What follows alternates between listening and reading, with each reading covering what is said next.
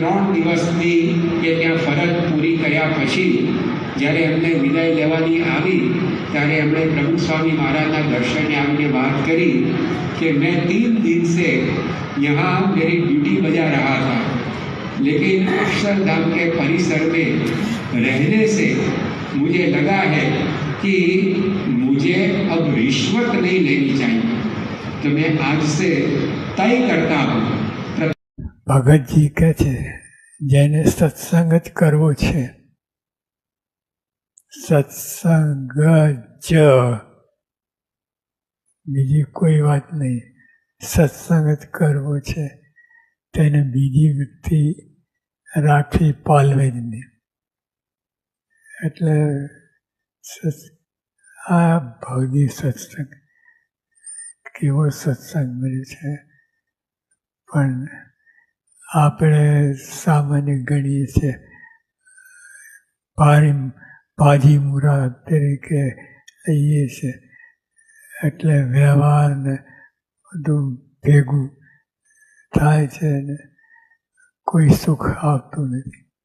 પણ જેને સત્સંગ જ કરવો છે તેને બીજી વૃત્તિ રાખવી પાલવી જ નહીં.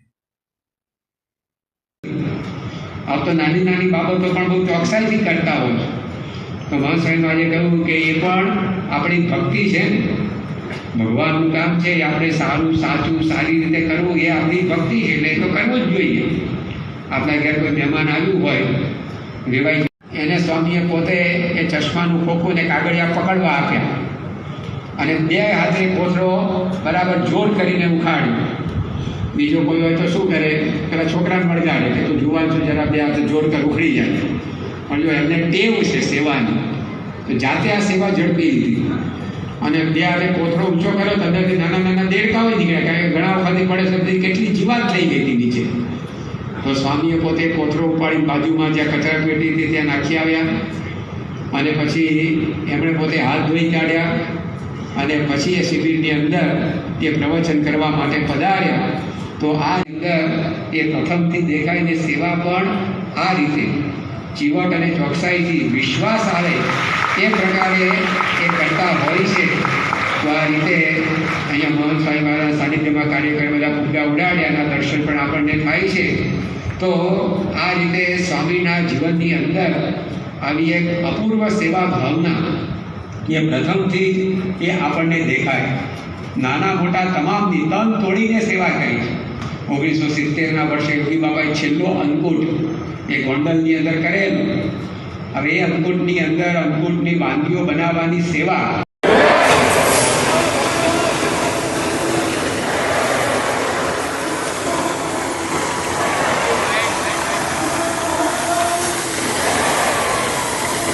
એટલે એમને આચાર્ય તરીકે હતા. એટલે હતું કે આ દેશમાં અત્યારે ભગવાન તો હોય જ નહીં.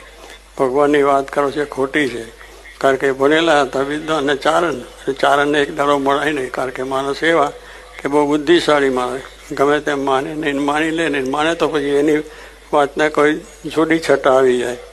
એના જીવમાં જો સત્સંગ થઈ ગયો તો બધી જુદી વાત થઈ જાય. તો એ પછી આવે અને કહ્યું એટલે કે ભગવાન ના હોય તો કે છે, તો હું જઉં અને એમની પરીક્ષા કરું. એટલે પછી એક સોની મહાજન હતા, એમને પેલું કહ્યું રાજાએ કે આમના શિરપા આપણે આપો છે અત્યારે ઘરેનો હાલે. એટલે માપ લેવા ગયા, તિલક જોયું. તિલક જોઈને કે આ તિલક ક્યાંથી આવું તિલક? કે સ્વામિનારાયણ ભગવાન પ્રગટ થયા છે અને એ પ્રમાણે સત્સંગ. એટલે એમને કહ્યું બરાબર, પણ અત્યારે સ્વામિનારાયણ હોય નહીં ભગવાન તો કે છે જ.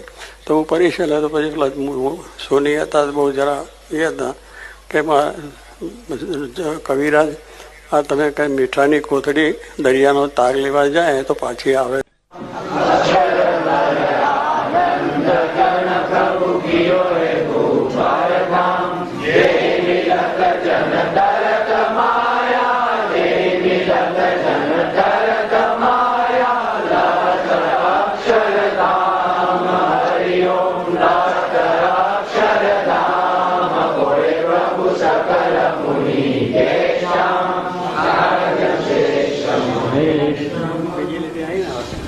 કાલે શું થયું, સક્કરપુરીની વાત આવી. હવે સમજ્યા ને સકરમુનિ એટલે કોણ? એના શામ ભગવાન. સકરમુનિ એટલે બધા સંતો. એના શામ ભગવાન. એ યાદ રાખ્યું સારું. આ બીજી લીટી શું બોલ્યા?